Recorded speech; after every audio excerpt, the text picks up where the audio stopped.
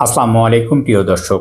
নির্বাচনে একেবারেই দ্বার পর্যন্ত দাঁড়িয়ে বাংলাদেশের রাজনীতিতে এখন এক নীরব চাপ উত্তেজনা কাজ করছে, যা বাইরে থেকে বোঝা যাচ্ছে না, কিন্তু ভিতরে ভিতরে পুরো কাঠামো বদলে দিচ্ছে।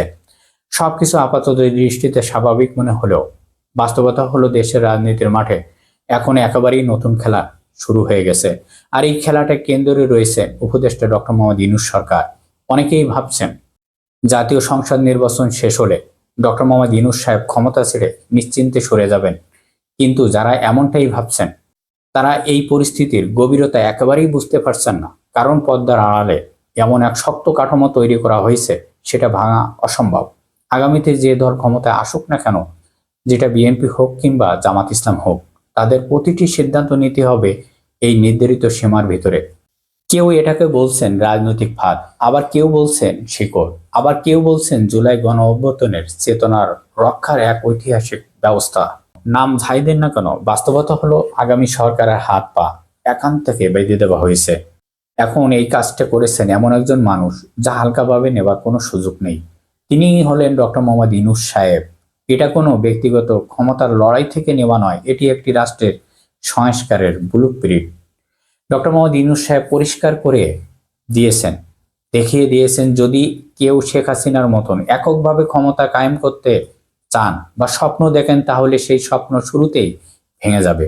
জুলাই রক্তক্ষয়ী আন্দোলন শুধু ইতিহাস নয়, সেটি এখন একটি রাজনৈতিক বাস্তবতা। সেই আন্দোলনের ফসল জুলাই সনদ বাস্তবায়ন না করে তিনি কারোর হাতে ক্ষমতায় তুলে দেবেন না।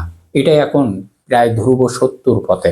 শুধু কথাই নয়, রাষ্ট্রের ভিতরে কাঠামোতে এমন পরিবর্তন আনা হয়েছে যা চাইলে পরবর্তী সরকারও সহজে ওলটপালট করতে পারবে না। বিদেশি শক্তির সাথে হাত মিলিয়ে ক্ষমতায় টিকে রাখার সব পথ বন্ধ।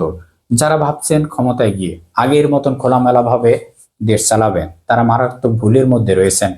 সবচেয়ে মজার বিষয় কি জানেন?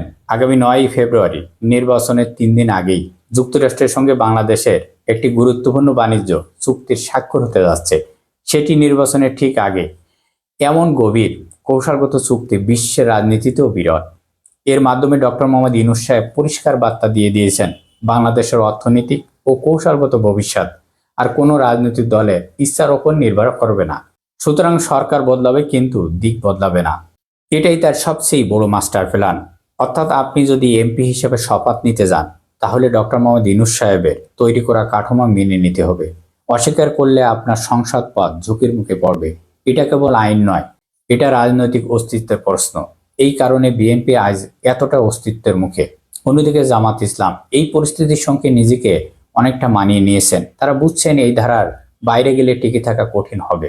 সুতরাং আজ রাজনীতির চাবিকাঠি আর দলের হাতে নেই। জনগণের আকাঙ্ক্ষা এবং জুলাই আন্দোলনের চেতনায় এখন প্রতিষ্ঠানিক রূপ নিচ্ছে।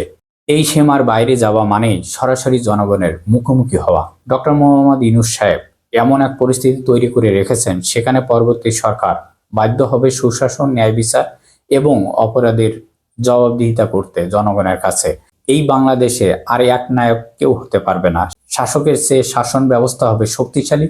এটাই সাধারণ মানুষের সবচেয়ে বড় স্বস্তিকর খবর। ডক্টর মোহাম্মদ ইউনূস সাহেব প্রমাণ করে দিয়েছেন, রাষ্ট্রের ভুল শুধরে দেওয়া যায়। আর যারা তাকে হালকাভাবে নিয়েছিলেন, তারা এখন হাড়ে হাড়ে বুঝতে পারছেন ডক্টর মোহাম্মদ ইউনূস সাহেব বিশ্বের অন্যতম খেলোয়াড়। বাংলাদেশ এগিয়ে যাচ্ছে এক নতুন ভোরের দিকে। সবাই ভালো থাকবেন। আল্লাহ হাফেজ।